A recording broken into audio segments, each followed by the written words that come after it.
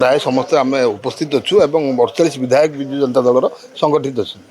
ଯୋଉଭଳି ଭାବେ ନବୀନ ପଟ୍ଟନାୟକ କହିଲେ ଯେ ହର୍ସ ଟ୍ରେଡିଂ ଚାଲିଛି, ତା ସହିତ ଆପଣଙ୍କ ଦଳର କିଛି ନେତା ମଧ୍ୟ ଅନ୍ୟମନସ୍କ ରହୁଛନ୍ତି, ତ ପ୍ରକୃତ ପକ୍ଷେ ଇମ୍ପାକ୍ଟ ରହିପାରିବ ବିଜେଡିର ଭୋଟ?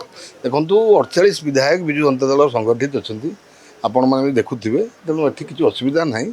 ତେଣୁ ନିର୍ବାଚନ ସମୟରେ ଯେହେତୁ ରାଜ୍ୟସଭା ନିର୍ବାଚନ ଶାସକ ଦଳର ନିଶ୍ଚିତ ଭାବରେ ସମସ୍ତଙ୍କର ଗୋଟେ ରହୁଛି